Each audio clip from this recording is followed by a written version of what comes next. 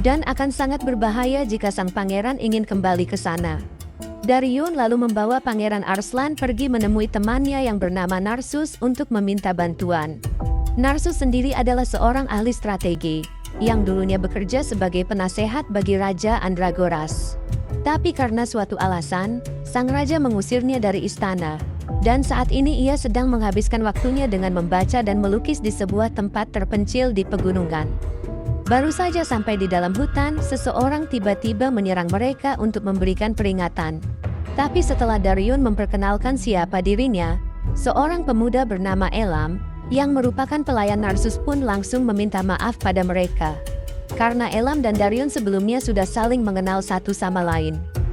Tanpa berlama-lama lagi, mereka lalu pergi menuju rumah kediaman Narsus. Setibanya di sana, Narsus pun langsung menyambut kedatangan mereka berdua. Begitu juga dengan Arslan, yang langsung memperkenalkan siapa dirinya kepada Narsus. Di tempat itu, Narsus menceritakan bagaimana awal mula dirinya menjadi penasehat bagi Raja Andragoras. Semua bermula pada 5 tahun yang lalu. Pada saat itu, 3 kerajaan tetangga membentuk sebuah aliansi untuk menyerang kerajaan Pars. Raja Andragoras kemudian mengumpulkan semua pemimpin wilayah di kerajaannya untuk menyatukan kekuatan. Dan salah satunya adalah Narsus, yang saat itu baru saja menggantikan ayahnya sebagai penguasa di wilayah Dailam. Narsus lalu berkata bahwa ia memiliki taktik yang bisa menghancurkan aliansi 3 kerajaan yang menyerang mereka. Dan ia sama sekali tak membutuhkan satupun tambahan prajurit dari sang raja. Dan entah kenapa, sang raja langsung percaya dan memberikan kesempatan bagi Narsus untuk menjalankan rencananya.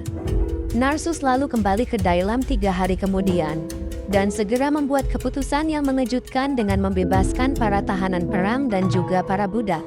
Hal itu lantas mendapat tentangan dan juga amarah dari para prajuritnya. Tapi Narsus langsung menegaskan bahwa itu adalah bagian dari rencananya. Ia sangat yakin jika aliansi 3 kerajaan akan runtuh di malam ini juga. Apa yang dikatakan oleh Narsus pun akhirnya benar-benar terjadi. Di malam harinya, entah apa yang terjadi hingga membuat para pasukan aliansi 3 kerajaan mulai saling menyerang satu sama lain. Narsus bersama pasukannya lalu memanfaatkan situasi itu dengan menyerang mereka secara tiba-tiba. Sejak malam itu, nama pasukan kavaleri Pars mendadak bersinar di seluruh benua. Karena berhasil menghancurkan 3 kerajaan sekaligus yang mengepung mereka hanya dalam 1 malam.